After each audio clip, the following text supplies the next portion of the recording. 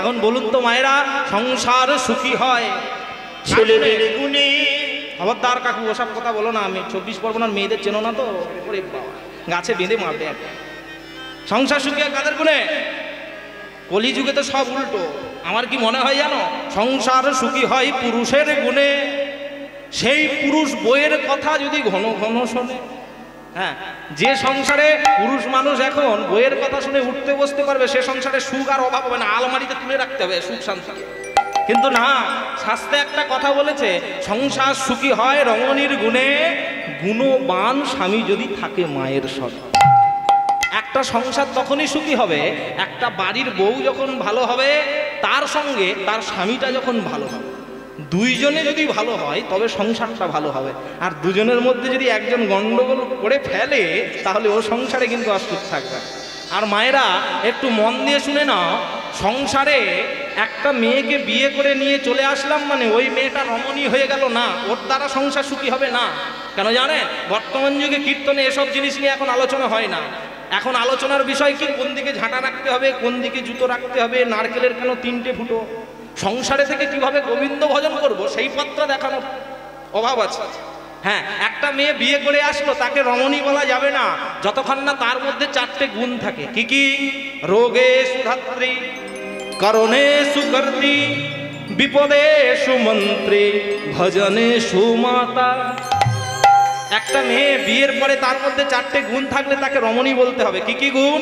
বললো করণে সুকর্তি, একটা বাড়ির কর্তা যেমন কাজগুলো গুছিয়ে করতে পারে, একটা বাড়ির বউকে কাজগুলো গুছিয়ে করার দক্ষতা রাখতে হবে। একটা গুণ গেল। দ্বিতীয় গুণ রোগে সুধাত্রী, বাড়িতে যদি কেউ অসুস্থ হন, যেমন আমরা হাসপাতালে রুগীটাকে যদি ভর্তি করি, নার্স সেবা সুস্থতা করে রুগীটাকে সুস্থ করে তোলে, তেমনি একটা বাড়ির বউ স্বামী বেশি ইনকাম দেয় বলে তার সেবা সুস্থতা করবো, আর ভাসুর শ্বশুর ওরা ইনকাম দেয় না বলে ওদের সেবা করবো না, ওটা করলে চলবে না। বাড়িতে যদি 10 জন সদস্য থাকে, 10 জনকে সমান চোখে দেখে তাদের সেবা সুস্থতা করতে হবে, তবে একটা বাড়ির স্ত্রী রমণীর যোগ্যতা পাবে। দুটো গেল। 3 নম্বর গুণ কি? বিপদে সুমন্ত্রী, বাড়িতে যদি কোনো গন্ডগোল হয়, একটা রাজ্যের মন্ত্রী শব্দের অর্থ হলো যিনি মন্ত্রণা দিয়ে রাজ্যের প্রজাদেরকে রক্ষা করেন। একটা বাড়িতে যদি কোনো গন্ডগোল হয়, একটা বাড়ির বউ ওই গন্ডগোলটা কিভাবে সমাধান হবে সেই সুপরামর্শ বাড়ির সদস্যকে দেবে। 3টে গুণ গেল। 4 নম্বর গুণ কি না? ভোজনে সুমাতা, একটা মায়ের যদি 4টে ছেলে হয়, বড় ছেলে বেশি ইনকাম দেয় বলে মা হালুয়া লুচি করি বড় ছেলের জন্য লুকিয়ে কখনো রাখে না। হ্যাঁ, 4টে ছেলে থাকলে মা যেমন যেই খাবারই হোক না কেন 4টে ছেলেকে সমানভাবে খেতে দেয়, তেমনি একটা বাড়ির বউ স্বামী বেশি ইনকাম দেয় বলে স্বামীকে ভালো ভালো খাবার খাওয়াবে না। বাড়িতে 10 জন সদস্য থাকলে যে খাবার হবে সবাইকে সমানভাবে ভাগ করে দেবে। তবে এই 4টে গুণ যদি একটা নারীর মধ্যে থাকে, তবে একটা নারী রমণী হবে, আর সেই রমণীর দ্বারা সংসারটা সুখী হবে। বোঝা গেল? বুঝতে পেরেছেন মায়েরা? আর প্রত্যেকটা রমণীর কাজ কি হবে? প্রত্যেক দিন সূর্য উদয়ের আগে ঘুম থেকে উঠতে হবে, আর ঘুম থেকে উঠে আগে স্বামীর চরণে প্রণাম করতে হবে। কেউ মায়েরা করেন তো? প্রণাম করেন? করেন না? আপনাদের জিজ্ঞাসা করি, বাবাদের জিজ্ঞাসা করি। ও বাবা, মায়েরা প্রণাম করে? আগে হাত তুলে দিয়েছে। কিছু কিছু জায়গায় বলে প্রথম প্রথম করতো, যেদিন থেকে লক্ষ্মীর ভান্ডারে টাকা ঢুকতে আরম্ভ করি সেদিন থেকে আর করে।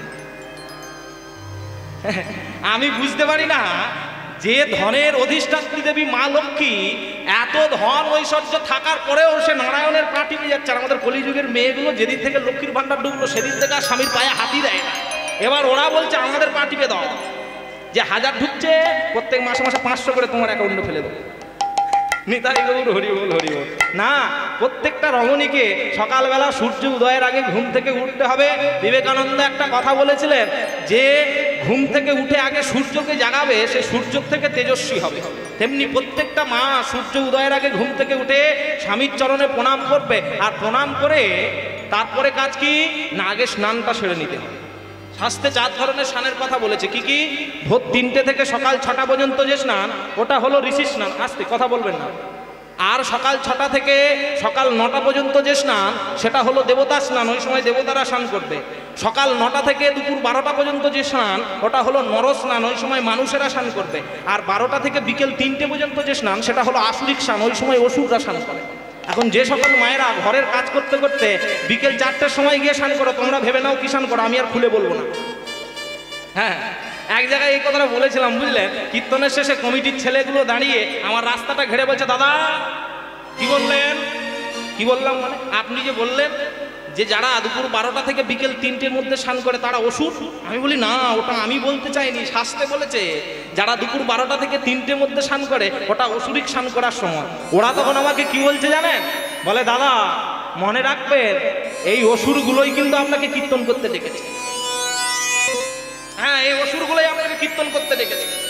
আপনি কি বলছেন? বলে হ্যাঁ। আমি বলি তোমরা নিজেদেরকে অসুর বলছো কেন? ওরা তখন বলছে দাদা আপনি তো 3টে পর্যন্ত সময় দিয়েছেন, আমরা তো 5টার সময় স্নান করি। হ্যাঁ, আপনি 3টে পর্যন্ত সময় দিয়েছেন, যারা 3টের মধ্যে স্নান করলো ওরা ছোট অসুর, আর আমরা 5টায় স্নান করি, আমরা বড় অসুর। নিতাই গৌর হরি বল হরি বল। হ্যাঁ, তা যাই হোক, আগে মায়েদেরকে স্নান টান সেরে নিয়ে এবার কাজ কি, এবার ঠাকুর ঘরে ঢুকতে হবে। ঠাকুর ঘরে ঢুকে ভগবানের কাছে গিয়ে এবার ভোগের থালাটা সাজিয়ে ভগবানকে ভোগ নিবেদন করতে হবে। আজকে শিলাবতী মাও ঠিক স্নান টান সেরে এবার ভোগের থালাটা নিয়ে ভগবানের ঘরে ঢুকেছে। ভগবানের ঘরে ঢুকে ভগবানকে বলছে, প্রভু প্রত্যেক দিন পুরী ধামে 56 ব্যঞ্জন দিয়ে তোমার ভোগ হয়, আমি তো কাঙালিনী, আমি তো তোমার ভজন সাধনের কিছু জানি না, যেটুকু পেরেছি সাকন্য তোমার কাছে দিলাম, তুমি সদরে গ্রহণ করো প্রভু। ভগবানের কাছে ভোগের থালাটা নিয়েছে আর নিয়ে ভগবানের ঘরে ঢুকে গাইছে, কি গাইছে? ও গো গোপী জনমনোচ গিরিধারী না গো রাখো মিনতি রাঙা পায়, রাঙা পায়, রাখো মিনতি রাঙা পায়। নিতাই গৌর হরি বল হরি বল হরি বল।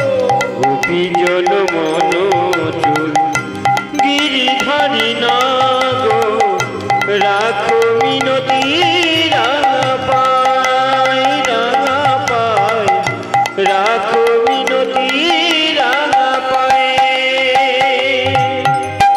ও গো গোপী জনমনোচ গিরিধারী না গো রাখো মিনতি রাঙা পায়, রাঙা পায়, রাখো মিনতি রাঙা পায়। গোপী জনমনোচ গিরিধারী না গো রাখো মিনতি রাঙা পায়, রাঙা পায়, রাখো মিনতি রাঙা পায়। তব প্রেম পরশ লাগি আমি যুগে যুগে অনুরাগী। প্রেম পরশ লাগি যুগে যুগে অনুরাগী। তব প্রেম পরশ লাগি আমি যুগে যুগে অনুরাগী। প্রেম পরশ লাগি যুগে যুগে অনুরাগী। ওগো অন্তর কাঁদে বেদনা রাখো মিনতি রাঙা পায়, রাঙা পায়, রাখো মিনতি রাঙা পায়। তাই গৌর হরি বল গিরিধারী না গো রাখো মিনতি রাঙা পায়, রাঙা পায়, রাখো মিনতি রাঙা পায়, রাঙা পায়, রাখো মিনতি রাঙা পায়। এইভাবে ভগবানের কাছে বসে শিলাবতী মা ভোগের থালাটা নিয়ে ভগবানের কাছে গিয়ে ভগবানকে বলছে, প্রভু আমি তো কাঙালিনী, আমি তো তোমার ভজন সাধনের কিছু জানি না দয়াময়, যেটা পেরেছি তোমার কাছে দিয়েছি, তুমি এটাই গ্রহণ করো। শোনো, ভক্তদের কাছে মাখা মন্ডা মিঠাই সন্দেশ থাকলেও ভক্ত কখনো বলে না গোবিন্দ আমি তোমার কাছে সব দিয়েছি, ভালো ভালো খাবার দিয়েছি, তুমি গ্রহণ করো। ভক্ত উত্তম রূপে সেবা দিলেও ভগবানের কাছে গিয়ে বলে, গোবিন্দ আমি তো তোমার ভজন সাধনের কিছু জানি না গো, এই কাঙালিনী যতটুকু পেরেছি তোমাকে দিয়েছি, তুমি এটা গ্রহণ করো। শিলাবতী মা ভগবানের কাছে গিয়ে এইভাবে জানাচ্ছে। কিন্তু জানেন মা, আমরা বড় একটা ভুল করি। ভগবানের কাছে গিয়ে আগে ভগবানকে ডেকে ভগবানের কাছে নানান জিনিস চেয়ে নিই, এটা দাও ওটা দাও। কিন্তু যারা প্রকৃত ভক্ত তারা কিন্তু ভগবানের কাছে ডেকে ভগবানকে কিছু চায় না। কেন বলছি জানে? আমি কিছু কিছু সাধুগুরু বৈষ্ণবকে দেখেছি যারা উচ্চকোটির ভক্ত হয়েও যারা কাঁদতে কাঁদতে ভগবানের কাছে লুটিয়ে ভগবানের কাছে বলে, গোবিন্দ আমার তো ভজন সাধনের কিছু হলো না। আমি কিছু কিছু বৃন্দাবনের সাধু মহাত্মাকে দেখেছি যারা সাক্ষাৎ রাধারানীর কৃপা পাত্র, যারা সাক্ষাৎ রাধারানীর কৃপা পেয়েছে, তাদের কাছে যদি যায়, বাবা বাবা আমরা তো সংসারী জীব, আমাদের তো ভজন সাধন কিছু হলো না। উনি তখন আমার হাতটা ধরে বলে, বাবা তোমার কিছু হলো না কি গো? বলো এই অধমের কিছু হলো না। আর যারা প্রকৃত ভক্ত হয় ভগবানের কাছে কখনো কোনো জিনিস চেয়ে ভগবানের সঙ্গে স্বার্থের সম্পর্ক করে না। যারা ভগবানের প্রকৃত ভক্ত হয় তারা ভগবানের কাছে কি চায় জানেন? ভক্তরা বলে, গোবিন্দ তোমার কাছে এই প্রার্থনা কি জানো? তুমি আমার হয়ে যাও আর আমি তোমার হয়ে যাই। আর যারা উচ্চমানের সাধক তারা ভগবানকে কি বলে? গোবিন্দকে বলে, গোবিন্দ তুমি এই কৃপা করো যেন যতদিন বাঁচবো শেষের দিন পর্যন্ত তোমার সেবা করতে করতে চলে যেতে পারে, আর কিছু চাই না। আমরা জীবনে একটা বড় ভুল করেছি কি জানেন? যে বাবাজি আমার হাত ধরেছিল আমি ওনাকে প্রশ্ন করেছিলাম, বাবা ভজন কাকে বলে, সাধন কাকে বলে, আপনি একটু কৃপা করে বলবেন। ওই বাবাজি তখন আমাকে একটা উত্তর দিয়েছিল কি জানো? বলে, শোনো বাবা আমরা জীবনে একটা বড় ভুল করে ফেলেছি। কি ভুল করেছি বাবা?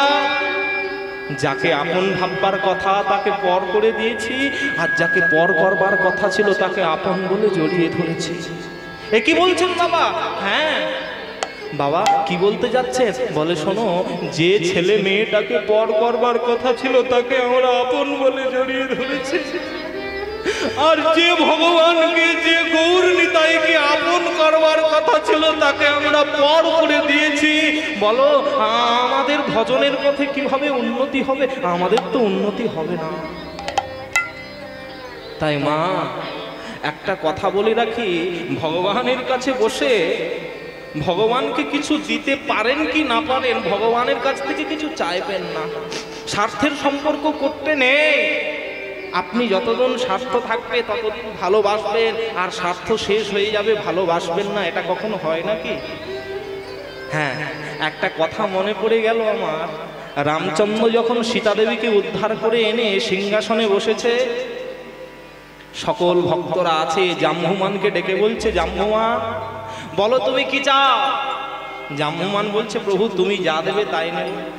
তখন রামচন্দ্র বলছে, বেশ জাম্বুমান শোনো, আমি তোমাকে কিষ্কিন্ধার রাজা করে দিলাম, তুমি আজ থেকে কিষ্কিন্ধার রাজ্য পালন করবে। বিভীষণকে ডেকেছে, বিভীষণকে ডেকে বলছে, বিভীষণ শোনো, তুমি আজ থেকে লঙ্কার রাজা হলে আজকে লঙ্কার রাজ্য পালন করবে। একে একে সবাইকে ডেকে ডেকে দিয়েছে, কিন্তু অদূরে দাঁড়িয়েছিল হনুমান। হনুমান যেই দাঁড়িয়েছিল, প্রভু রামচন্দ্র হনুমানকে ডেকে বলছে, হনুমান তুমি না যদি থাকতে তাহলে তো আমার সীতাকে আমি উদ্ধার করতে পারতাম না। তুমি ছিলে বলে রাম নাম লিখে সমুদ্রের জলে পাথরগুলো ভাসিয়েছিলে বলে আমি ওই পাথরের রাস্তার মধ্যে দিয়ে গিয়ে সীতাকে উদ্ধার করে আনতে পেরেছি। বলো আজকে আমার ইচ্ছা মতো আমি সবাইকে দিয়েছি, তবে আজকে শুধু তোমার ইচ্ছা মতো আমি তোমাকে দেব, বলো তুমি কি চাও? হনুমান তখন কি করেছে জানেন? ভগবান বলে দিয়েছে যে তুমি যেটা চাইবে সেটা দেব। হনুমান যে অনেক কিছু চেয়ে নেবে তা চাইনি, সঙ্গে সঙ্গে ভগবানের পরম ভক্ত তো ভগবানের চরণের কাছে গিয়ে হাঁটু দুটো মুড়ে ভগবানের কাছে বুঝে বলছে, গোবিন্দ দিতে যদি হয় এই অধম আপনার কাছে এই প্রার্থনা করছে, আপনার কাছে আমার চাওয়াটা কি জানেন? শুধু রাতুল রাঙা চরণ দিও, নিতাই গৌর হরি বল, রাতুল রাঙা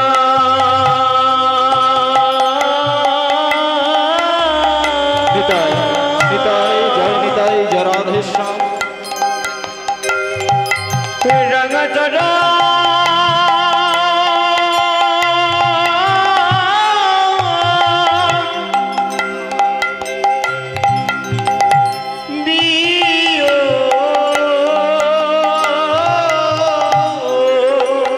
হে প্রভু হে,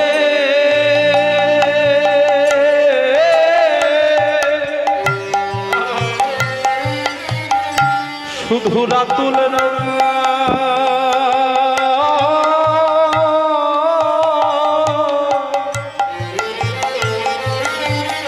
ওই চরণ দিও,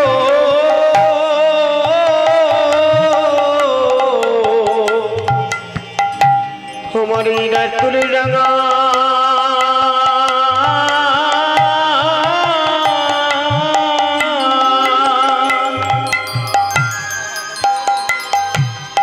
রাঙা চরণ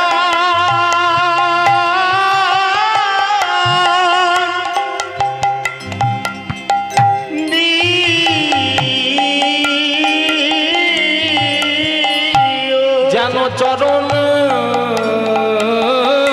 ধরে আমি কাঁদতে পারি, কাঁদতে পারি। প্রভু রাতুল রাঙা রাঙা চরণ দিও, আমি ওই চরণ বড়ই ভালোবাসি। তোমার রাতুল রাঙা চরণ দিও, আমি ধন চাই না, মান সম্মান চাই না, তোমার রাতুল রাঙা চরণ দিও, শুধু ওই চরণ তলে ঠাই দিহ হে ঠাকুর। তোমার রাতুল রাঙা চরণ দিও, ওই জন্মে জন্মে ঠাই দিও ঠাকুর, চরণ বড়ই ভালোবাসি। জন্মে জন্মে ঠাই দিও চরণ বড়ই ভালোবাসি, জন্মে জন্মে ঠাই দিও চরণ বড়ই ভালোবাসি, তোমার রাতুল রাঙা চরণ দিও।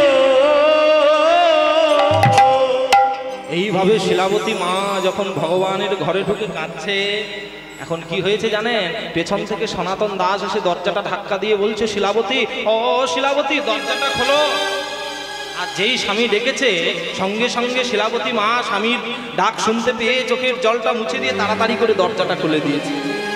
যেই দরজা খুলে দিয়েছে, সঙ্গে সঙ্গে সনাতন দাস শিলাবতীকে বলছে, শিলাবতী, এ কি তোমার চোখে জল? না স্বামী, ওই আমার চোখে তো জল নেই। শিলাবতী, আপন ভজন কথা না কহিও যথা তথা। তুমি ভগবানকে কিভাবে ভালোবাসো তুমি কারো কাছে বলতে যেও না। তুমি ভগবানকে সখা জ্ঞানে ভালোবাসো, তুমি ভগবানকে পতি জ্ঞানে ভালোবাসো, তুমি ভগবানকে পিতা জ্ঞানে ভালোবাসো, কারো কাছে বলতে যেও না। যদি বলো না, তুমি কিন্তু ঠকে যাবে। তোমার ভালোবাসার মূল্য এই জগতের মানুষ দেবে না। হ্যাঁ, এই জগতের মানুষ জানে কি জানেন তো? একটা মেয়ের হাত ধরে মেলায় গিয়ে ফুচকা খেলে তাকে ভালোবাসা বলে, একটা বাইকে করে মেয়েকে নিয়ে ঘুরলে তাকে ভালোবাসা বলে, ভালো কাপড় গিফট করলে, সোনা দানা গিফট করলে তাকে ভালোবাসা বলে না। ওটাকে ভালোবাসা বলে না, ওটাকে বলে ভালোভাবে ফাঁসা। হ্যাঁ, ভালোবাসা কাকে বলে জানেন? আমরা যেটাকে ভালোবাসা বলি ওটা ভালোবাসা নয়, ওটা আমাদের মিষ্টি মিষ্টি ভালো ভালো ভাষা, মিষ্টি মিষ্টি কথা বলে এর কাছে ওর কাছে ভালো মানুষ সাজতে আমরা ভালো পারি, কিন্তু ভালোবাসতে পারি না। ভালোবাসতে গেলে ভালোবাসার মানুষের জন্য দুফোঁটা অশ্রু ঝরাতে হয়, তবে তাকে ভালোবাসা বলে, এমনি এমনি ভালোবাসা হয় না। রবীন্দ্রনাথ ঠাকুর একটা জায়গায় গিয়ে বলেছিলেন, ভালোবাসার আনন্দ থাকে স্বল্পক্ষণ, তার বিরহটিটাকে সারাটি জীবন। হ্যাঁ, তাই একটা গান আমার মনে পড়ে যায় যে ভালোবাসা বাঁচতে গেলে দুফোঁটা চোখের জল ফেলাতে হয়। কেন জানেন? হ্যাঁ, একটা গান আছে না মান্নাদের, তিনি সুন্দর করে গিয়েছেন। কি বলেছেন বলুন তো? তুমি কটা রাত কাটিয়েছ জেগে স্বপ্নে মিথ্যে আবেগে, কি এমন দুঃখ ফেস হয়েছ যে তুমি সুখের সাগরে ভাসবে। বলো পথের কাঁটায় পায় রক্ত না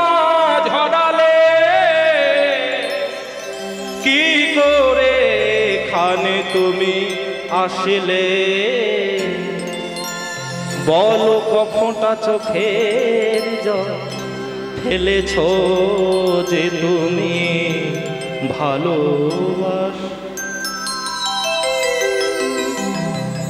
ভালোবাসতে গেলে দুফোঁটা চোখের জল ফেলতে হয়। আমরা ভগবানের কাছে বাহানা দিই, গোবিন্দ আমরা তো সংসারী জীব, ছেলে আছে, মেয়ে আছে, বাড়ির কাজকর্ম আছে, তাই তোমার জন্য দুফোঁটা চোখের জল ফেলাতে পারি না। ভগবানের কাছে আমরা বাহানা দিই কি, হাজার কাজের ভিড়ে সময় তো হয়নি আমার, শোনোনি গো কান পেতে অস্ফুট কোনো কথা, বলো আজ কেন হাহাকার করো, সে কথা ইতিহাস করো, কি এমন দুঃখকে সয়েছ যে তুমি সুখের সাগরে ভাসবে,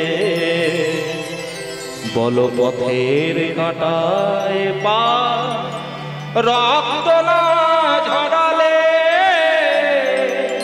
কি করে এখানে তুমি আসলে, বলো কফোঁটা চোখের জল ফেলেছ যে তুমি তারে ভালোবাসবে। নিতাই গৌর হরি বল হরি বল হরি বল হরি বল। ভালোবাসা এত সোজা নয়, ভালোবাসতে গেলে ভালোবাসার মানুষের জন্য দুফোঁটা চোখের জল ফেলাতে হবে। আমরা কি জানেন তো, আজকাল যুগের ছেলে মেয়েগুলো হয়েছে, যদি একটা প্রেমিক বা একটা প্রেমিকা জিজ্ঞাসা করে হ্যাঁ গো তুমি আমাকে কতটা ভালোবাসো, ছেলেটা বলবে আমাদের পাড়ার 3 মাথার মোড়ে যে বাবলা গাছটা আছে ওই বাবলা গাছের গায়ে লেখা আছে, ছালেতে নাম লিখে দিয়েছে মোহন প্লাস ললিতা। হ্যাঁ, ওরা জানে না গাছ যখন রেচন পদার্থ ত্যাগ করবে, অর্থাৎ গাছের ছাল যখন উঠে চলে যাবে, নামটা কিন্তু মুছে যাবে। ওরা সমুদ্রের ধারে ঘুরতে গিয়ে ভালোবাসার মানুষের নামটা পাথরের গায়ে লিখে দেয়। ওরা জানে না সমুদ্রের ঢেউ যখন আছাড় মারবে পাথরটা কিন্তু ক্ষয়ে যাবে, নামগুলো কিন্তু মুছে চলে যাবে। ওরা জানে না ভালোবাসার মানুষকে প্রেমপত্র পাঠায় কাগজে করে লিখে। ওরা জানে না কাগজটা আগুনে পড়লে পুড়ে যাবে, জল লাগলে ছিঁড়ে যাবে। তাহলে নামটা কোথায় লিখতে হবে? নামটা লিখতে হবে হৃদয়। যদি কাগজে লেখো না, কাগজ ছিঁড়ে যাবে, পাথরে লেখো না, পাথর ক্ষয়ে যাবে, হৃদয়ে লেখো না, সে নাম রয়ে যাবে। যদি কাগজে লেখো না।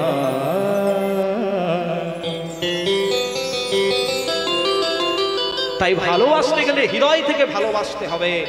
তাই আজকে শিলাবতী মা যেই চোখের জল ফেলেছে ভগবানের জন্য, সনাতন দাস গিয়ে যেই বলেছে শিলাবতী তোমার চোখে জল, না না না স্বামী আমার চোখে তো জল নেই।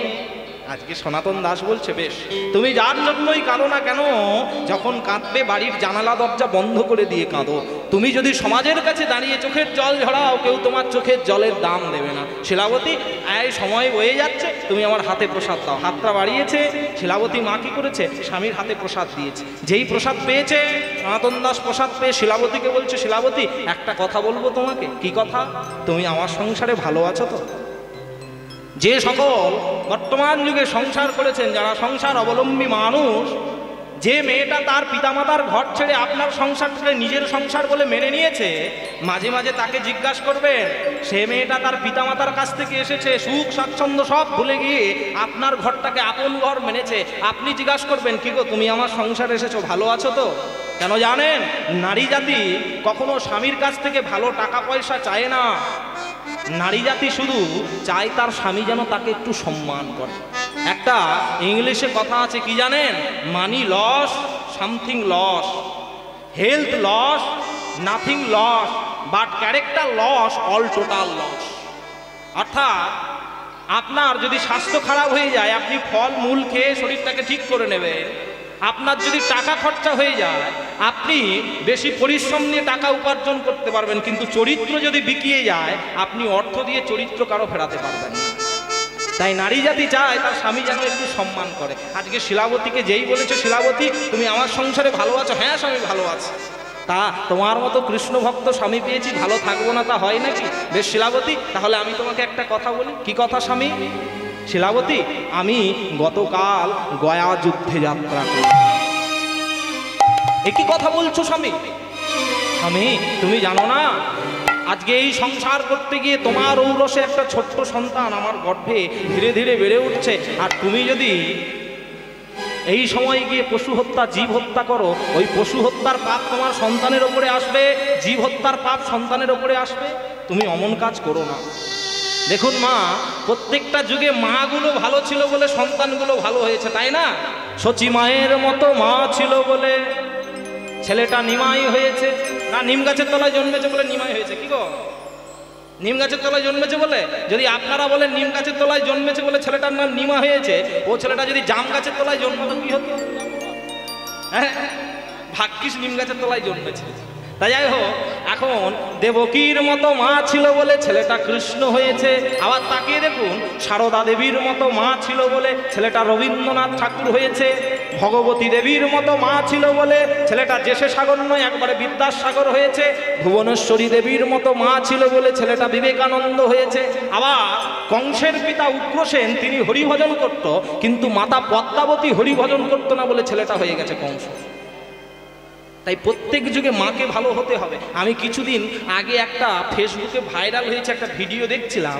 একটা মা সন্তান প্রসব করছে, আর সন্তান প্রসব করবার সময় মা তিনি দাঁড়িয়ে ওই বেডের মধ্যে শুয়ে আছে, ডাক্তারবাবুরা ডেলিভারি করছে, আর ওই মা ভগবানের কাছে হাত জোড়ো করে গাইছে। কি গাইছে জানেন?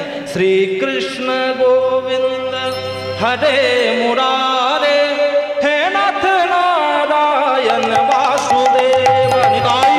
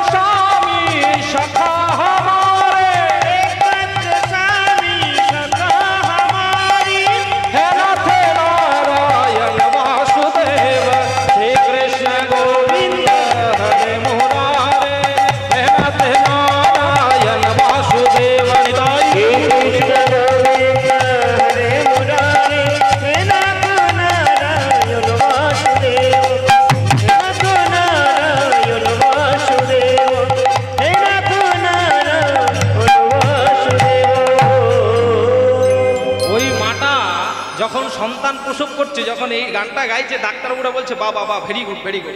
মা যখন গানটা করছে, আচ্ছা একটা কথা বলতে পারেন, ওই মাটা যখন বাচ্চা প্রসব করছে ভগবানের নাম গাইছে। কেন গাইছে জানেন? একটু চিন্তা ভাবনা করে দেখবেন। ওই মাটা চিন্তা করছে, আমি যখন আমার এই সন্তানের মতো আমিও একটা মায়ের জঠরের মধ্যে ছিলাম, আমার মা যখন আমাকে গর্ভে ধারণ করেছিল, আমি জেনেছিলাম যে একটা মায়ের গর্ভে সন্তান থাকলে কত কষ্ট ভুক্তি করতে হয়, কত কৃমিকীটের দংশন সহ্য করতে হয়। আজকে আমার ছেলেটা আমার গর্ভের মধ্যে সেই জ্বালা যন্ত্রণা করছে। আমি তো সেদিন গোবিন্দ বলতে পারিনি, তাই আমি আমার ছেলে যাতে সুস্থ শরীরে ভগবানের নাম শুনতে শুনতে ধরাধামে আবির্ভাব হয়, আর আমি এতদিন জন্মে যে কাজটা করতে পারিনি, আমার ছেলে যেন জন্মের পর থেকে তার চরণে শরণ নেয়, আমি তার জন্য আমি ভগবানের নাম গাইতে গাইতে আমার ছেলেটাকে ভূমিষ্ঠ করছি। হ্যাঁ, এখানে একটা কথা বলছে কি জানেন তো? সবাইকে শিক্ষা দিচ্ছে, তোমরা শুধু বিপদে ভগবানকে ডাকবে না, বিপদে ভগবানকে ডাকবে না, খাইতে শুইতে যথা কথা নাম লয়, দেশ কাল বিভেদ নাই সর্বসিদ্ধি হয়। ভগবানকে ডাকার কোনো সময় নেই, তুমি সব সময় ডাকবে। শুধু বিপদে পড়িয়া সাধু কলা চপা খায়, ওটা করলে হবে না।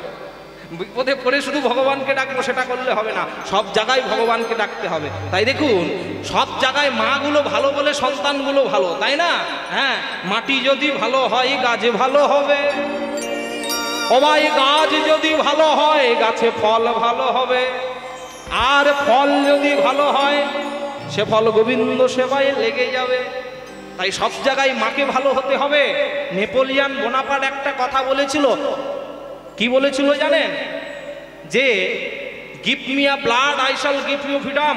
নেতাজি সুভাষচন্দ্র বলেছিল, তোমরা আমাকে রক্ত দাও, আমি তোমাদের স্বাধীনতা দেব। আর নেপোলিয়ান বোনাপার্ট একটা কথা বলেছিল জানো? যে শোনো, তোমরা আমাকে একটা ভালো মা উপহার দাও, আমি তোমাদের একটা জাতি উপহার দিয়ে দেব। তাই তোমাদের একটা ভালো মা উপহার দিতে হবে, ভালো মা উপহার না দিলে হবে না।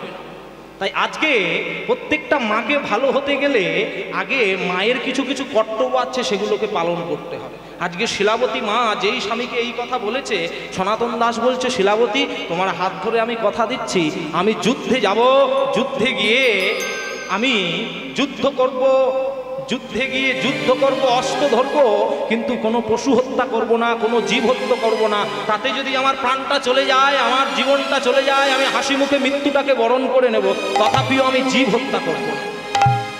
এই কথা যেই বলেছে, আজকে কি হয়েছে জানেন? আজকে শিলাবতীকে কথা দিচ্ছে, কথা দিয়ে সনাতন দাস দেখতে দেখতে যখন পরের দিন সকাল হয়ে গেল, আর যেই সকাল হলো, শিলাবতী মা আমার প্রত্যেক দিনের মতো ভগবানের প্রসাদ এনে স্বামীকে সেবা করিয়েছে। আর স্বামীকে সেবা করিয়ে স্বামীকে বলছে, কি গো তুমি তো যুদ্ধে চলে যাবে, কদিন পর ফিরে আসবে? সনাতন দাস বলছে, শিলাবতী আমি যুদ্ধে যাচ্ছি, 7 দিন যুদ্ধে যাব, 8 দিনের দিন ফিরে এসে দুপুরবেলা একসঙ্গে বসে তুমি আর আমি ভগবানের প্রসাদ সেবা। যেই কথা বলল, স্বামীকে হাসি মুখে বিদায় দিয়ে দিয়েছে। আজকে শিলাবতী মা স্বামী চলে যাওয়ার পর প্রত্যেক দিন ভগবানের ঘরে ঢোকে, আর ভগবানের ঘরে ঢুকে প্রতিদিন ভগবানকে ডাকে, ভগবানকে জানায়, গোবিন্দ আমার গর্ভের মধ্যে যে সন্তান আছে, সন্তানটা যাতে সুস্থ শরীরে এই মর্তের মাটিতে আসতে পারে, তোমার সেবা করতে পারে, আর আমার স্বামী যুদ্ধে গেছে, সে যেন সুস্থভাবে আবার বাড়িতে ফিরে আসতে পারে। এইভাবে ভগবানের কাছে বসে, আর ভগবানের কাছে বসে বসে ভগবানকে জানায়, কি জানায় জানেন? ও গো পাষাণ বলিয়া ডাকিছ যারে, সে তো পাষাণে নয়। কাঁদিতে কাঁদিতে নয়ন ঝুরিলে, পাষাণ কথা কয়। হৃদয় গৌর হরি বল, হরি বল। পাষাণ বলিয়া ডাকিছ যারে, সে তো পাষাণ নয়।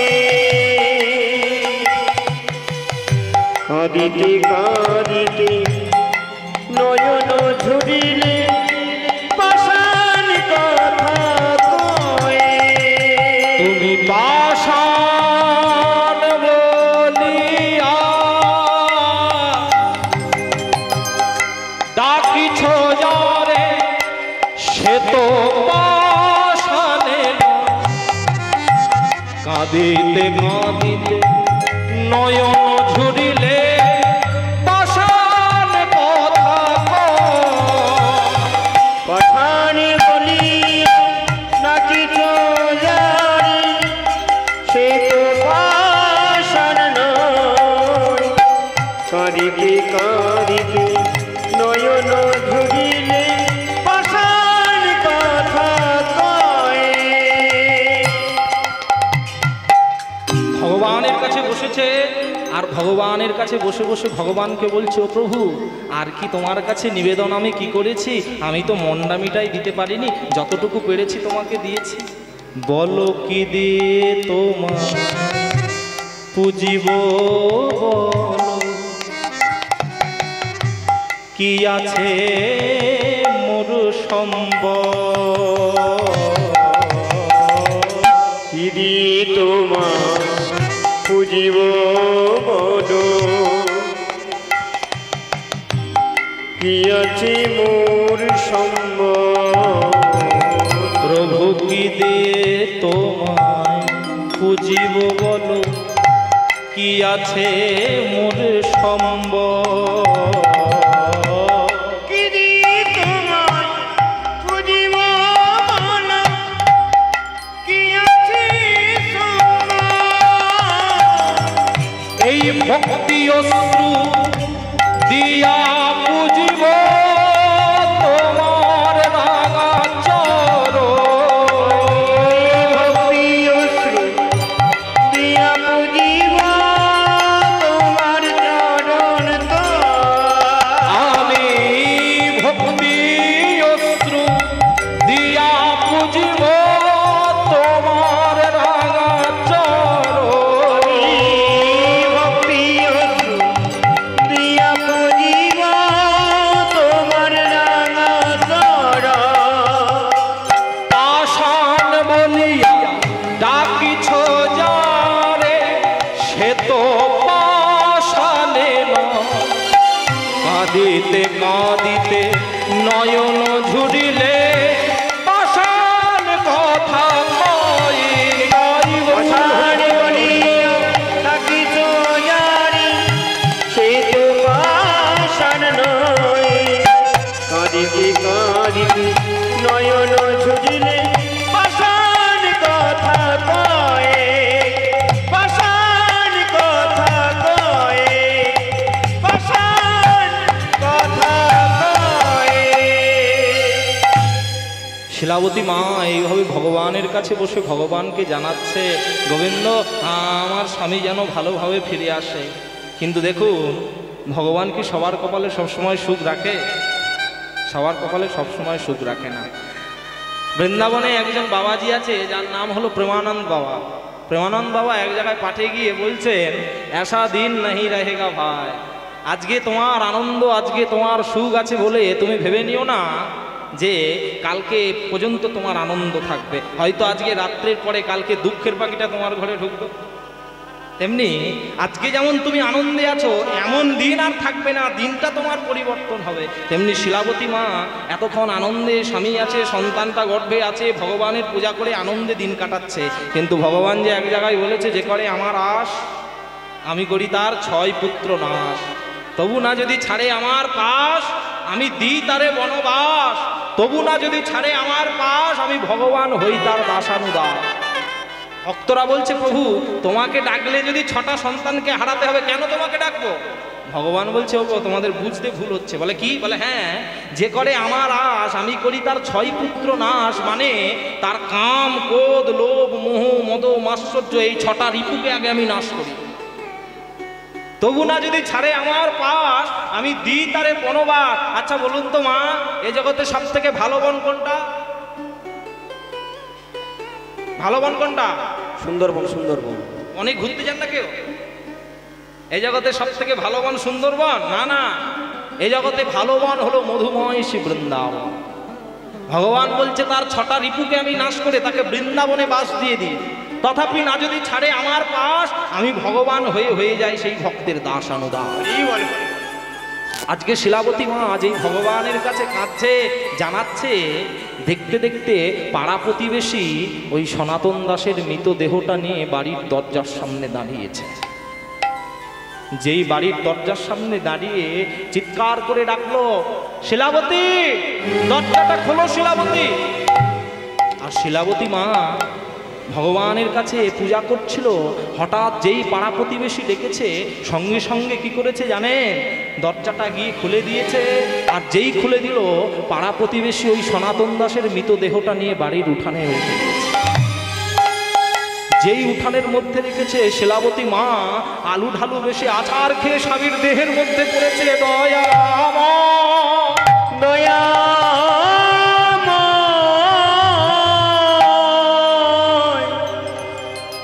এ কি করলে প্রভু? আমি তো তোমার কাছে কোনোদিনও সুখ চাইনি, কেন করলে বলো? কেন তুমি আমার এই স্মৃতির সিঁদুর ছিনিয়ে নিলে দয়াময়? তবে কি সবাই তোমাকে ভক্ত বাঞ্ছা কল্পতরু বলে?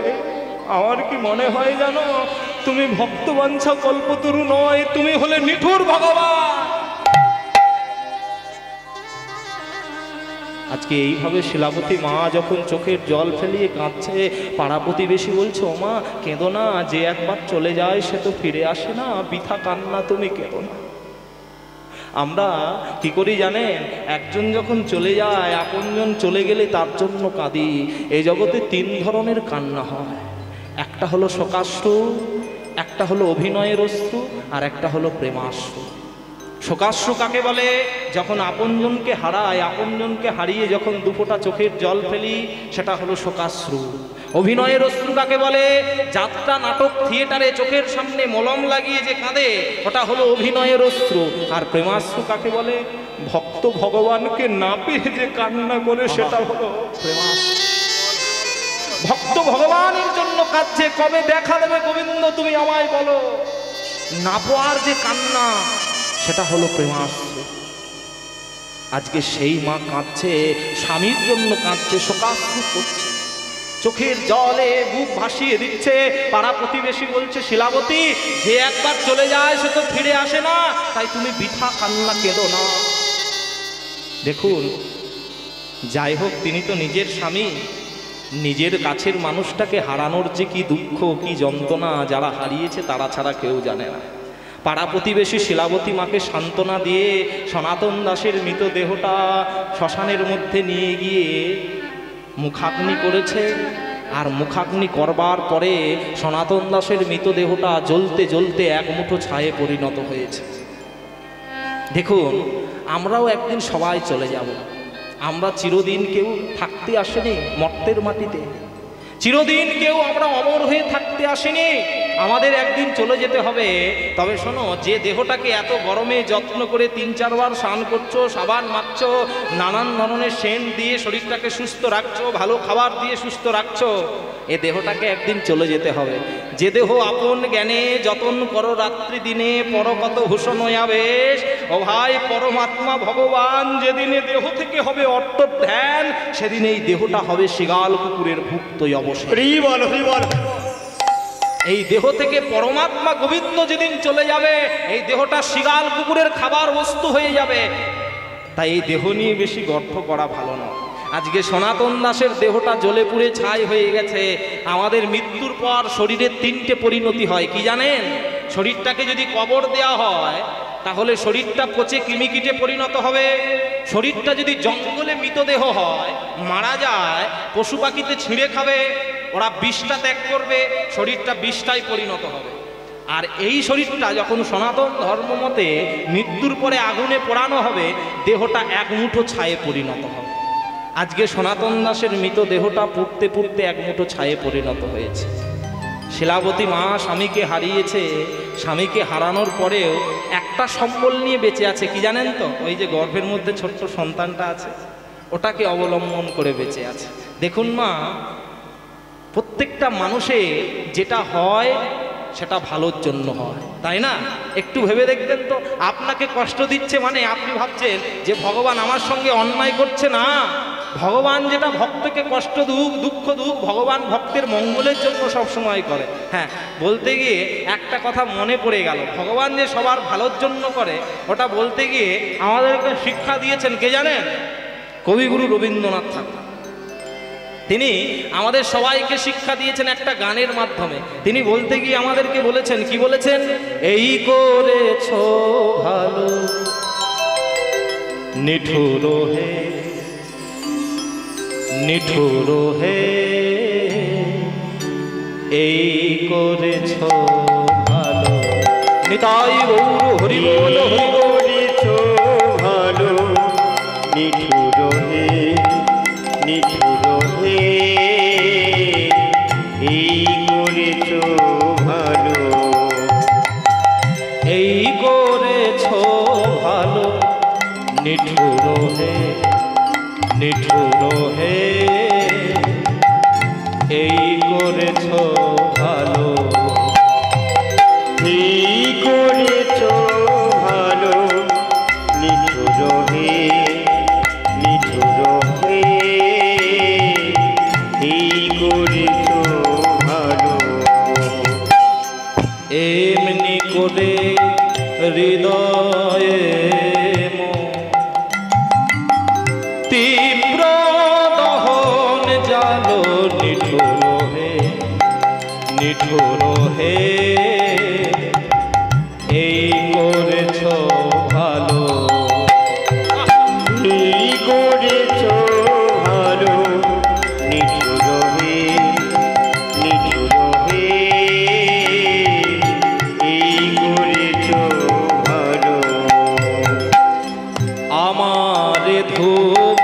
না পোড়ালে গন্ধ কিছুই নাহি ঢালে। আমার এ ধূপ না পোড়ালে মানে, আচ্ছা বলুন তো মায়েরা, ধূপ পোড়ালে কি হয়? ছাই হয়। কাগজ পোড়ালে ছাই হয়, পাতা পোড়ালে ছাই হয়। আচ্ছা সব জিনিস পোড়ালে ছাই হয়, কিন্তু জগতে এমন একটা জিনিস আছে যেটাকে পোড়ালে তার মূল্য বেশি বৃদ্ধি হয়। কি বলুন তো, জানেন?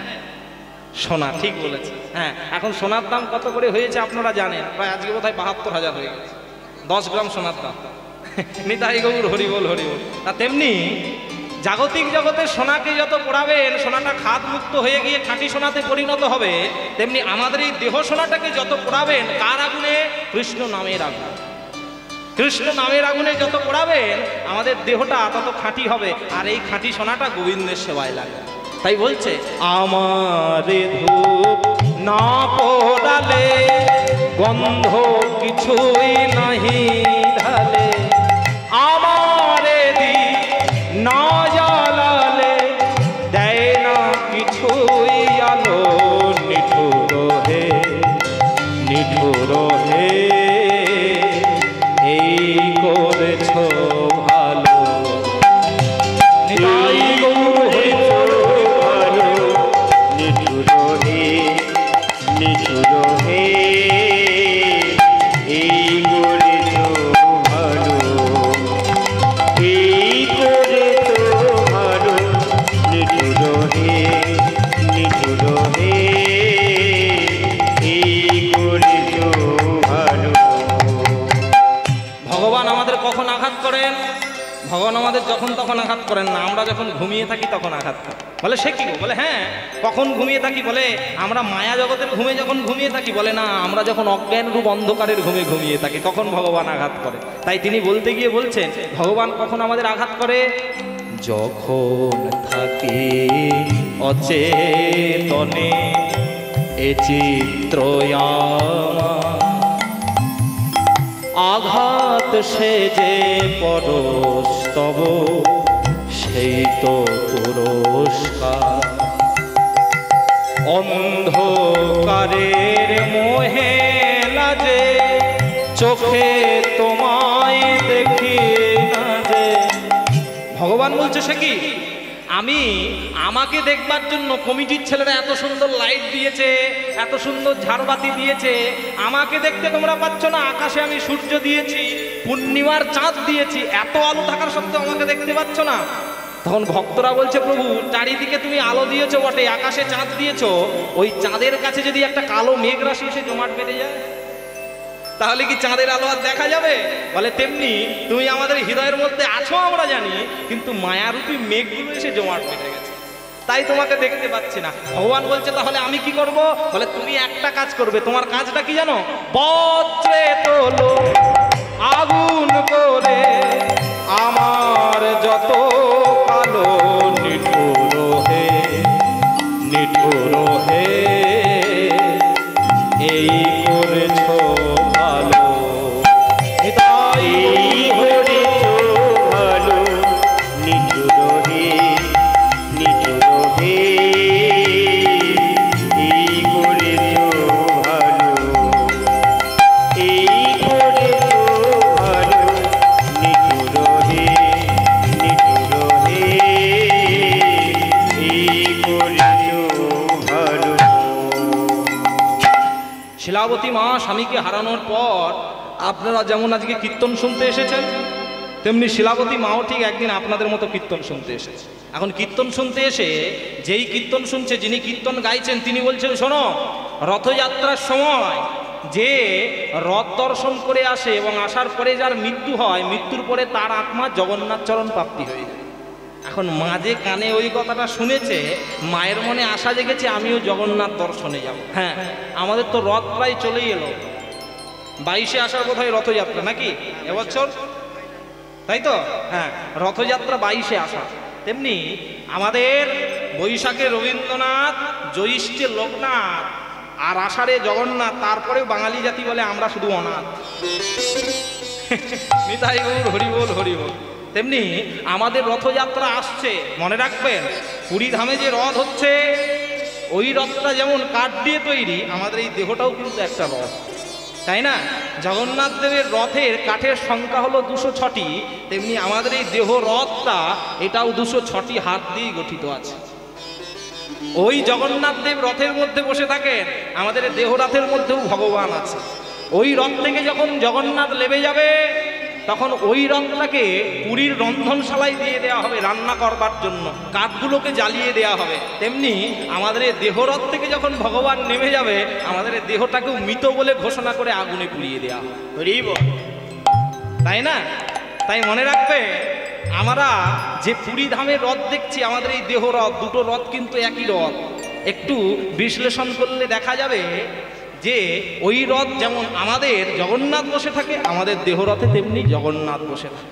তেমনি কাজী নজরুল ইসলাম একটা জায়গায় গিয়ে বলেছিলেন, রথযাত্রা মহারণ্য লোকাধুম ধাম, লোকাধুম ধাম, ভক্তেরা লুটায়ে পথে করিছে প্রণাম, করিছি প্রণাম। রথ ভাবে আমি দেব, পদ ভাবে আমি, ভাবি আমি, আর মূর্তি ভাবে আমি দেব, হাসেন অন্তর্যামী, হাসেন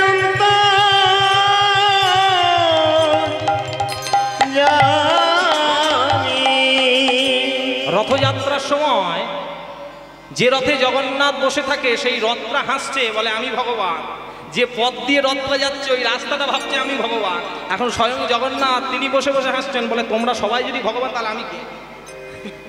আমি কে? হ্যাঁ, তাই ভগবান আজকে হাসছে। আজকে মাও ঠিক তিনি মনে সংকল্প নিয়েছে আমি জগন্নাথ দর্শনে যাব। তাই একা তো এই অবস্থায় যেতে পারবে না। তা মা কি করছে জানেন? তাই পাড়া প্রতিবেশীর কাছে গেছে, গিয়ে বলছে কি গো তোমরা আমাকে জগন্নাথ দর্শনে নিয়ে যাবে? পাড়া প্রতিবেশী বলছে মাথা খারাপ, তুমি এখন একজন গর্ভবতী মা, পথের মধ্যে যেতে যেতে তোমার যদি গর্ভযন্ত্রণা উঠে আমরা তোমাকে সামলাতে পারবো না, তোমাকে আমরা ওখানে রেখে দিয়ে চলে যাবো।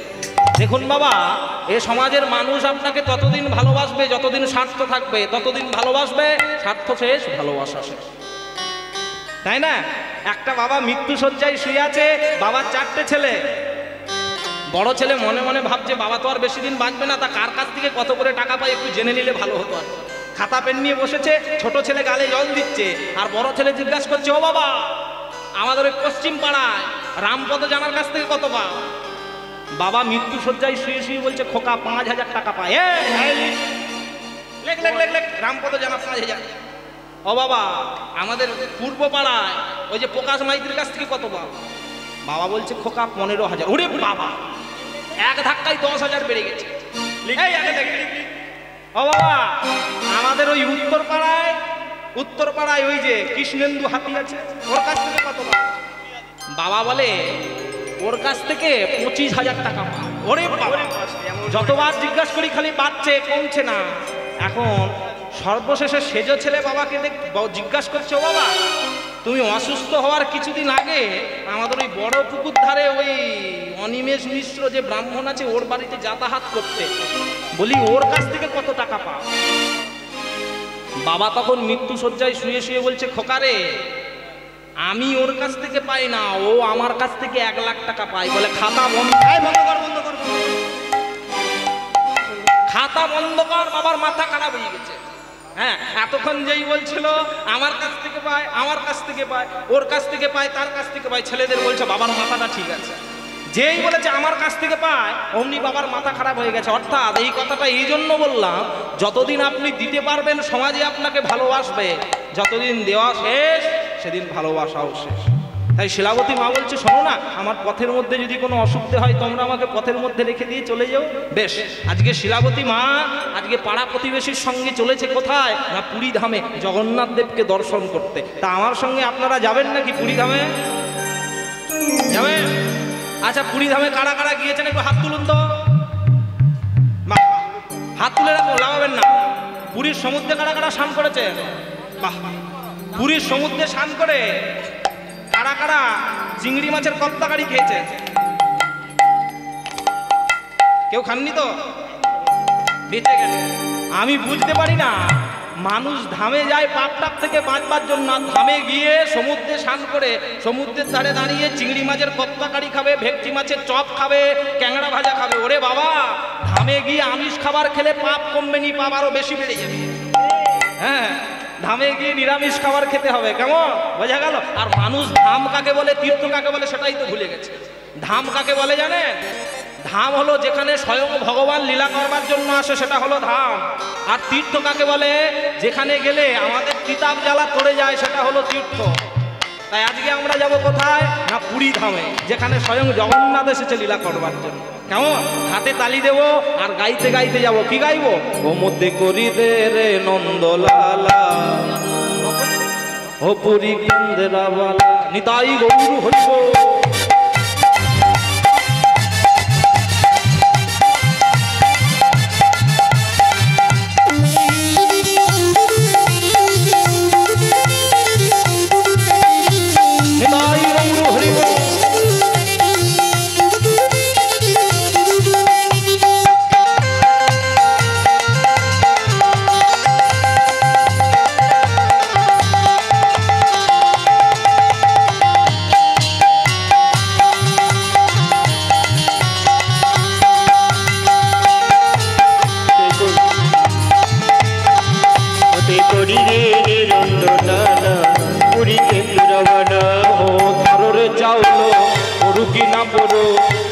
চাউলো করুকি না পড়ো মোর করো বেলা।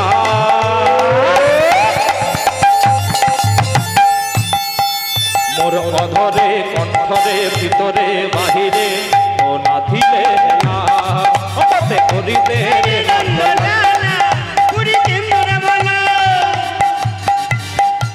মা। একটু হাতগুলো তোলা যায় কি?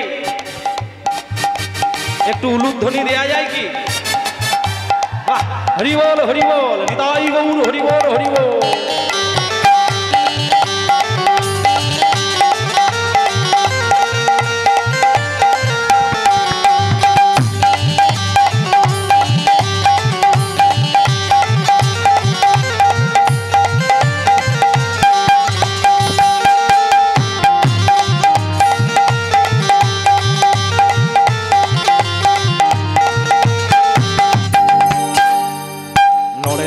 স্নান করে বিন্দেরি তিলক টিকা লাউ থারো গেন্দরা ধরে মুন্ডরে ভিড়ি ভিটিকা।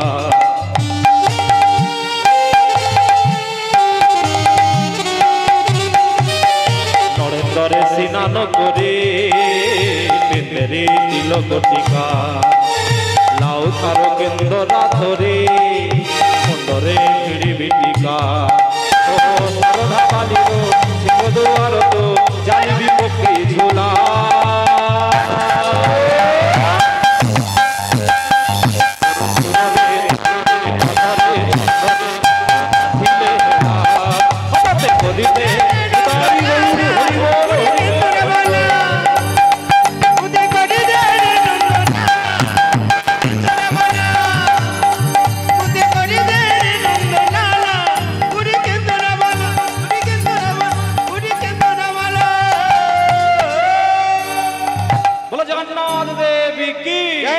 সুভদ্রা মাইয়া কি? হ্যাঁ, এদিকে হলো কি, শিলাবতী মা ভক্তদের সঙ্গে জগন্নাথ দর্শনে যাচ্ছে। আর জগন্নাথ দর্শনে যেতে যেতে পথের মধ্যে মায়ের হলো তীব্র গর্ভযন্ত্রণা। না না না, আমি আর যে পারি না।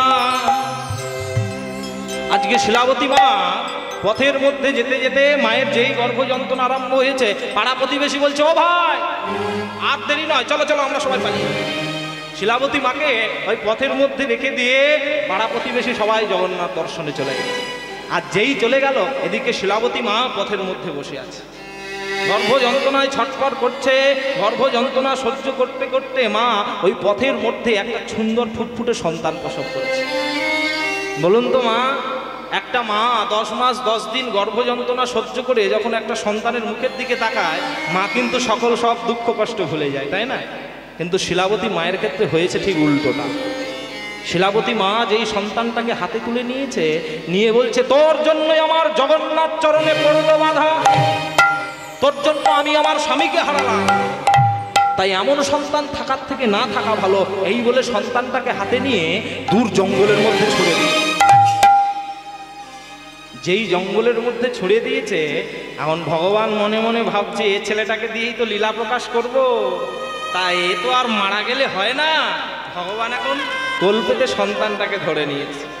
এখন ছগন জগন্নাথ তিনি বসে বসে ভাবছেন যে যে মা আমাকে দর্শন করবে বলে ছেলেকে হারালো, স্বামীকে হারালো, সংসার সুখ হারালো, নিজের মাথা সিঁদুর পর্যন্ত হারিয়েছে, ওই মাকে না যদি আমি নিজে দেখা দিই তাহলে এ জগতে ভগবান আছে বলে কেউ বিশ্বাস করবে না। তাই স্বয়ং জগন্নাথ উনি একটা গো বালকের বেশ ধারণ করে মায়ের কাছে এসে দাঁড়িয়েছে।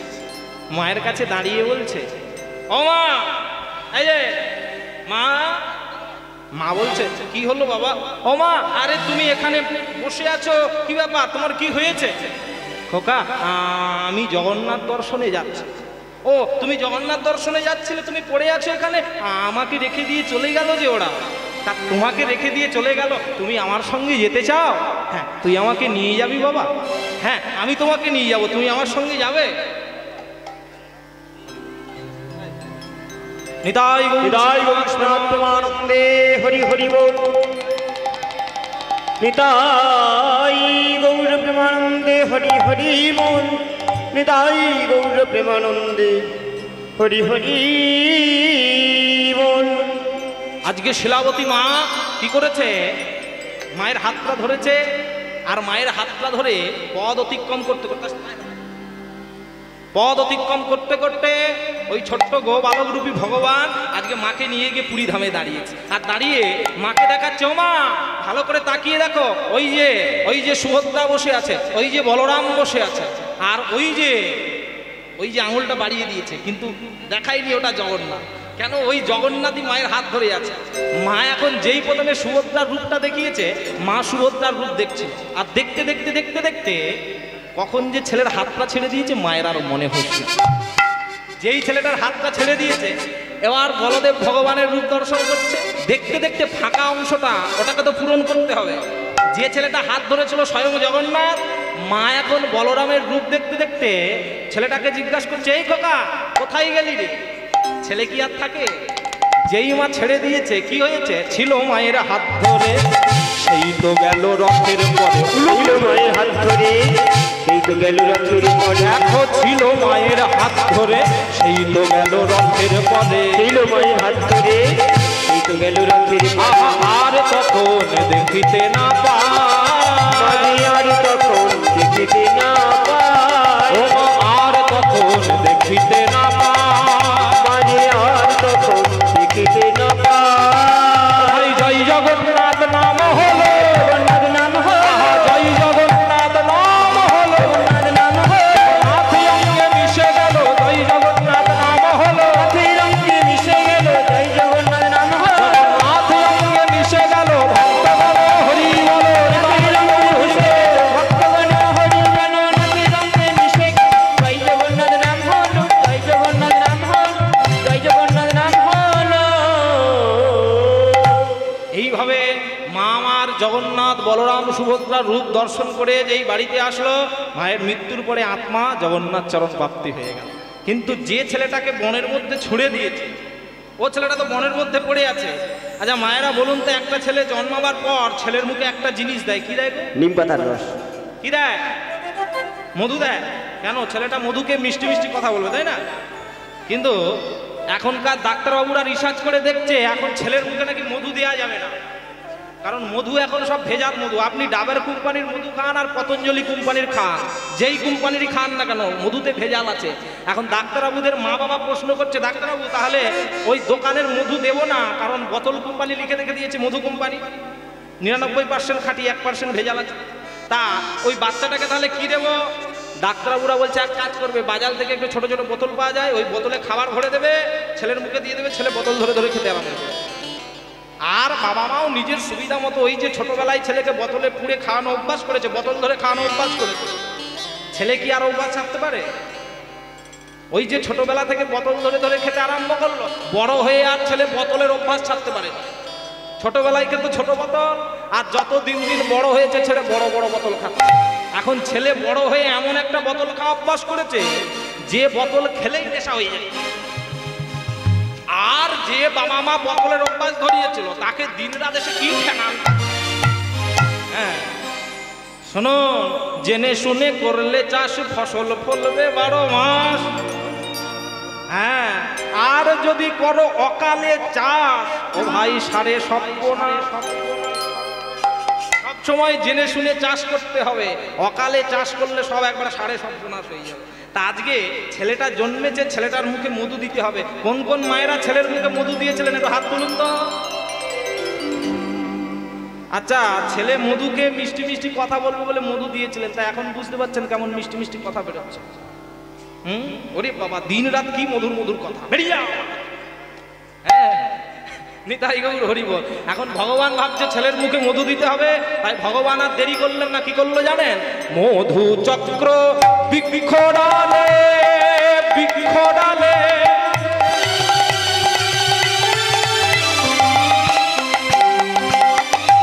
ও হে লীলাময়,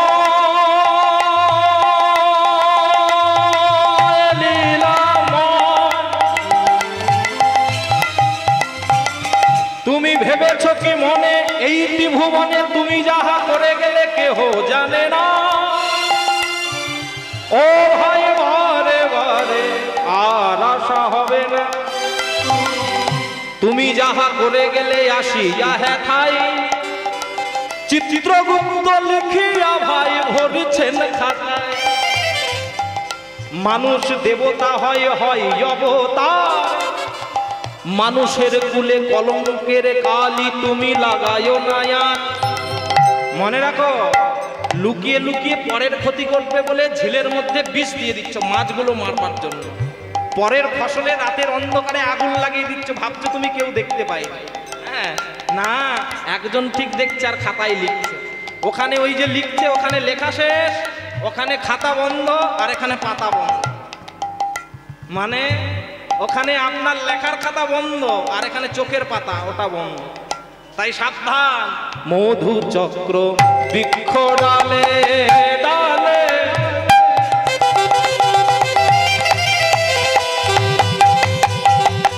ও ভাই সৃজন করিলা করিলা, দেখো ফোটা ফোটা মধু শিশু গালেতে ধরিলা। কিবা মধু চক্রে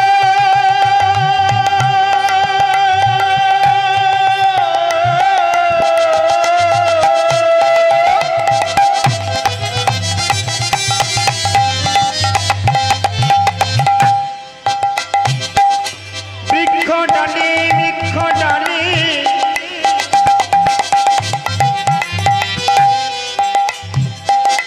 সৃজন করিল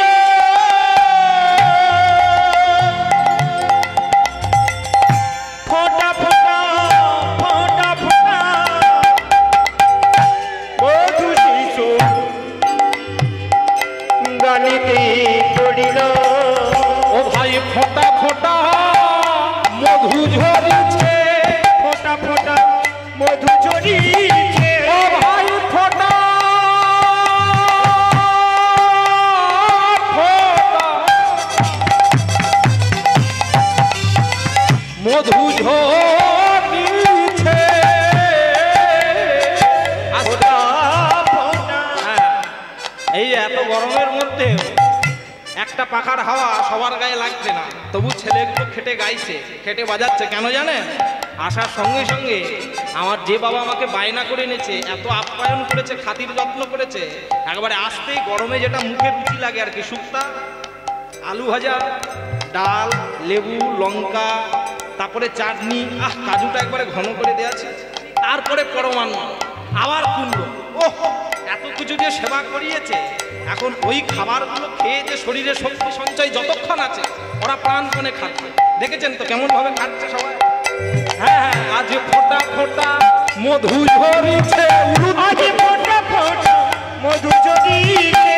আজ শিশুর বাদন কমলে ফোটা ফোটা মধু ঝরিছে। শিশুর বাদন কমলে ফোটা ফোটা মধু ঝরিছে। শিশুর বাদন কমলে লীলা লীলা খেলা, শিশুর বাদন কমলে লীলাময়ী লীলা খেলা। শিশুর বাদন লীলা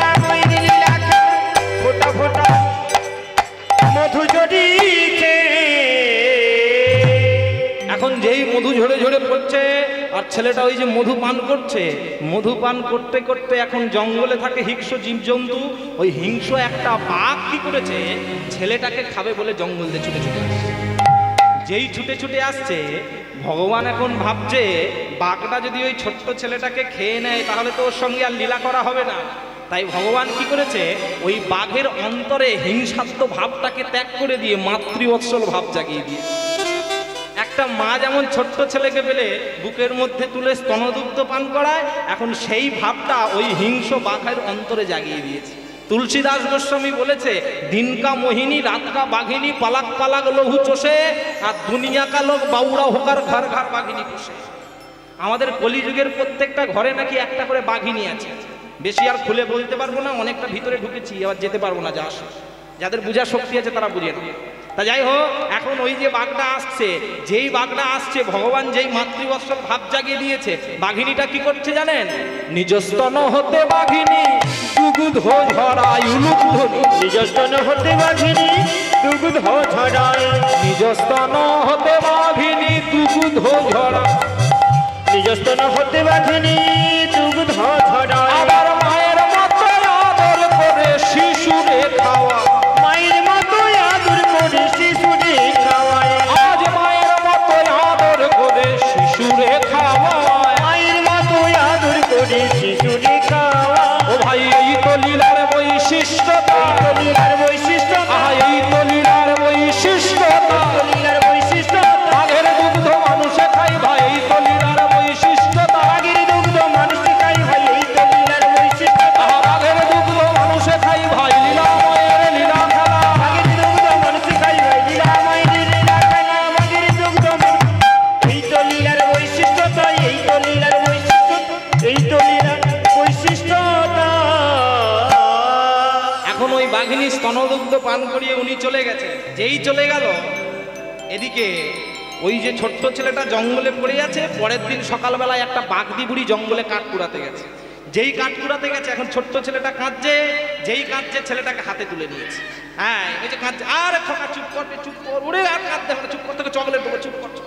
হ্যাঁ, এখন ছেলেটা যেই কাঁদছে, বাগদি বুড়ি কোলের মধ্যে তুলে নিয়ে মনে মনে ভাবছে, আমার কাছে তো এত টাকা পয়সা নেই ছেলেটাকে মানুষ করবার মতো, তা আমাদের ওই পাশের গ্রামে একটা ব্রাহ্মণী আছে, ওদেরকে যদি এই সন্তানটা দিই ওরা বড় খুশি হবে। এই বলে সন্তানটাকে কোলে নিয়ে ওই ব্রাহ্মণীর বাড়িতে গিয়ে ব্রাহ্মণীর কোলে তুলে দিয়ে বলছে, শোনো, আজ থেকে তোমরা এই ছোট্ট ছেলেটাকে নিজেদের সন্তান বলে লালন পালন করো। যেই তুলে দিল, এখন বলুন তো মায়েরা, যে বাবা মার সন্তান সন্ততি নাই, তারা যদি একটা সন্তান সন্ততি পায় মনে বড় আনন্দ হয় না? আজকে যেই ওই ব্রাহ্মণী সন্তান পেয়েছে তাদের মনে আনন্দ। দেখতে দেখতে ছেলেটা শশীকলার ন্যায় বড় হলো, আর বড় হয়ে ছেলেটার অন্নপ্রাশনও হয়ে গেল। আর অন্নপ্রাশন হয়েছে, অন্নপ্রাশন হওয়ার পরে ছেলেটা যখন শুয়ে আছে, মা গিয়ে বলছে, খোকা, শুধু খেলে ঘুমালে আর মায়ের আদর খেলে হবে, লেখাপড়া করতে হবে না? ছেলেটা তখন বলছে, না, আমি লেখাপড়া করব। কি করবি রে? ছেলেটা তখন বলছে, মা, আমি ভগবানের নাম করব আর উঠতে বাহু তুলে নাচবো। বলে, সাবধান, এখনকার দিনে তুই ভক্ত হয়ে স্কুল কলেজে যাবি? হ্যাঁ, তুই জানিস না মুর্শিদাবাদ রঘুনাথগঞ্জে কি হয়েছে, তাই না? আপনারা কিছুদিন আগে দেখেছেন তো ফেসবুকে, ওই যে রঘুনাথগঞ্জ মুর্শিদাবাদে একটা ছোট্ট মেয়ে অনু মণ্ডল, ও তিলকমালা করে স্কুলে গিয়েছিল বলে ম্যাডাম বলেছে, তুই তিলকমালা খুলবি যেদিন সেদিন স্কুলে আসবি, তিলকমালা করে স্কুলে আসতে পারে। আমি ভাবলে অবাক হয়ে যায়, যে ম্যাডামটা বলেছে ওই কথাটা, সে তো একটা হিন্দু বাড়ির মেয়ে। তোমাকে একটু ভেবে দরকার ছিল, তুমি একজন হিন্দু সনাতন ধর্মী মহিলা হয়ে নিজে ধর্ম পালন করো না, যে পালন করছে তাকেও করতে দেবে না, এটা হয় নাকি? আমি ভিডিওটা দেখছিলাম, ফোনেতে দেখছিলাম, ওই যে ম্যাডাম প্রতিবাদ করেছে, নিজে একজন শিক্ষিকা হয়েছে। রবীন্দ্রনাথ ঠাকুর এক জায়গায় যে বলেছিল, আমি শিক্ষাকে গ্রহণ করিলাম কিন্তু বাহন করিতে পারিলাম না, তেমনি ওই ম্যাডাম নিজে মুখে অনেক কথা বলছে, তিলকমালা করা যাবে না। আরে তুমি তো একজন শিক্ষিকা, তুমি চুড়িদার পরে স্কুলেতে ক্লাস করতে গেছো কেন? হিন্দু সনাতন ধর্মের নারীর সংস্কৃতি আছে, তুমি কাপড় পরো, কারণ শাড়িতেই নারী তুমি শাড়ি না পরে বাংলার সংস্কৃতি নিজে ভুলে গিয়ে একজন তিলকমালা করে গেছে বলে তাকে তুমি প্রতিবাদ করছো। তুমি কাদের প্রতিবাদ করবে? যে সকল মেয়েরা ওরা নানান ধরনের চুলে ছাঁট দিয়েছে, হেয়ার স্টাইল করেছে, যারা চোখে কাজল লাগিয়েছে, মোবাইল নিয়ে স্কুলে যাচ্ছে, ঠোঁটে ডিপ করে লিপস্টিক দিয়েছে, তুমি ওদেরকে প্রতিবাদ করো কেন? না ছাত্র জীবনে তোমাদের ওগুলো মানায় না, ছাত্র জীবনে তোমাদের ওগুলো মানায় না, তোমরা ওই জিনিসগুলো করো না, তুমি তাদের প্রতিবাদ করো। আমি ওই ম্যাডামকে বলছি, শুনুন, আপনি কাজল পরে, লিপস্টিক পরে, ভ্রুতে আইলানা দিয়ে আপনি মেকআপ করে মার্কেটে ঘুরতে পারেন, কিন্তু তিলকমালা করে আপনি মার্কেটে কখনো বেরোতে পারবেন না। কেন জানেন? আপনি লিপস্টিক পরে বেরোনোর মতো বুকে সাহস না থাকলে ওটা বেরোনো যায়, কিন্তু বুকে বড় সাহস থাকলে তবে ভগবানের তিলকমালা করে রাস্তায় বেরোনো যায়, এমনি এমনি বেরোতে পারবে না। নিতাই গৌর হরি বল, হরি বল, হরি বল। তাই সাবধান। আমরা প্রত্যেকটা হিন্দু বাড়ির ছোট ছোট ছেলে মেয়েদের আমি পিতামাতাদের বলবো, যে সকল ছেলে মেয়েরা তিলকমালা করে যাচ্ছে, আপনারা পিতামাতা হয়ে ভয় পেয়ে যেন আবার বাধা দেন, ছেলে মেয়েদের সাহস দেবেন, তোরা সরু সরু মালা পরেছিস, মোটা মোটা মালা পরে যা, স্কুলে যাবি, প্রতিবাদ করবি, ধর্মের বিরুদ্ধে প্রতিবাদ করবি। তাই আজকে এতগুলো কথা বললাম কেন জানেন? এইভাবে দেখতে দেখতে আমাদের হিন্দু সনাতন ধর্ম পিছিয়ে যাচ্ছে, প্রতিবাদ করতে হবে। প্রতিবাদ না করলে কখনো ধর্মটা ঠিক জায়গায় দাঁড়াবে না। প্রতিবাদ করব কোথায়? যখন আমাদের ধর্মটাকে পিছিয়ে দেওয়ার মতো আমাদের ধর্মেরই কিছু লোক দাঁড়িয়ে থাকে। হ্যাঁ, যে ধর্মটা দাঁড়িয়ে থাকবে খুঁটিতে, সেই খুঁটিটাকে আগে শক্ত করতে হবে। এতগুলো কথা গিয়ে বললাম, আজকে ছোট্ট ছেলেটা ওই যে গোপাল সিংহ, ও কি করেছে? মা বলছে, খোকা তুমি কি করবে? বলে, মা আমি লেখাপড়া করব না। কি করবে?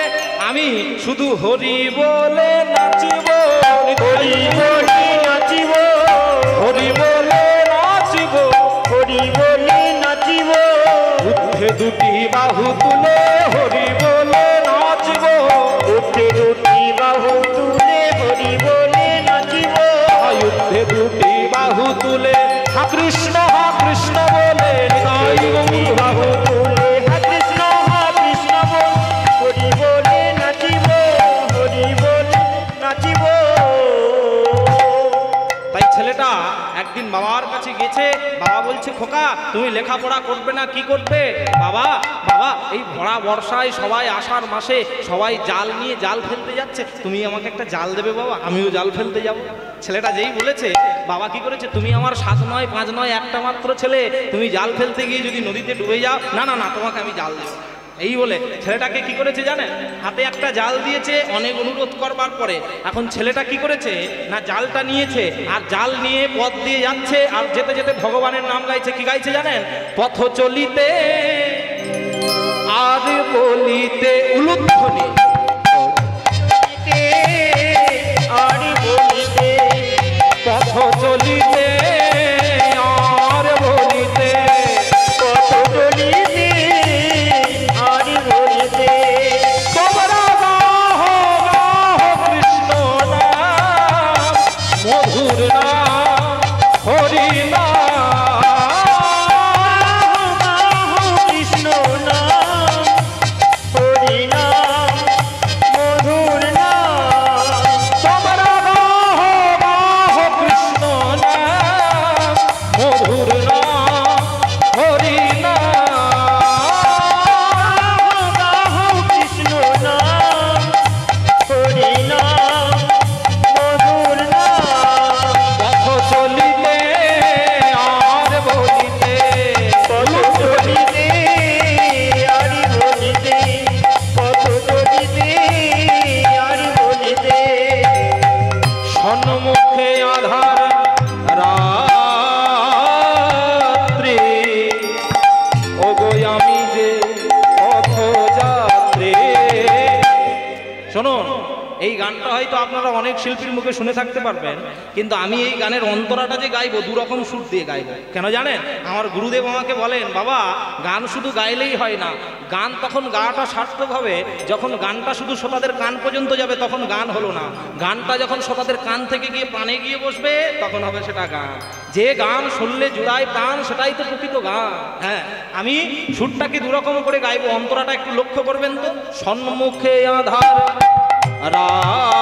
রাত্রি, ওগো আমি যে পথযাত্রী, এইরকম একভাবে গাইলাম। দুরকম সুরটা দেখাচ্ছি, দ্বিতীয়টা দেখো। সম্মুখে আধার রাত্রি,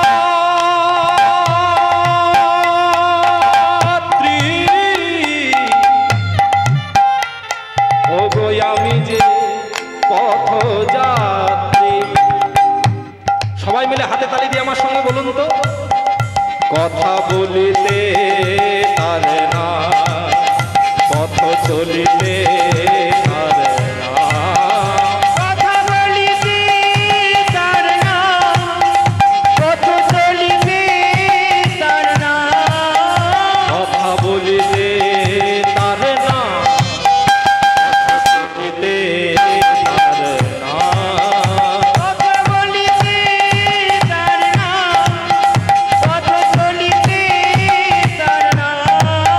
মধুর নাম কৃষ্ণ নাম, পথ বলিতে আর বলিতে নাই, বলিতে আর বলিতে পথ চলিতে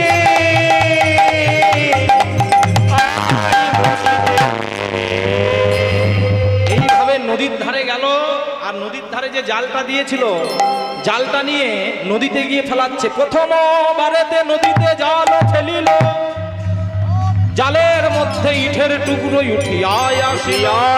আসিল দ্বিতীয় বারেতে নদীতে জাল ফেলিল, শঙ্খ ঘণ্টা পঞ্চপ্রদীপ জালেতে উঠিল। তৃতীয় বারেতে নদীতে জাল ফেলিল, শতবন তুলসী পত্র জালেতে উঠিল। ও ভাই চতুর্থ বারেতে জাল ফেলিল যখন, আহা জালেতে উঠিল রে মদন মোহ। আজকে ভক্ত যেই জাল ফেলেছে ভগবানকে পেয়েছে, আর ভগবানকে পেয়ে বাঁকুড়া জেলার বিষ্ণুপুরে এনে মন্দিরে স্থাপন করেছে। ভগবানকে ফিরে পেয়ে সকল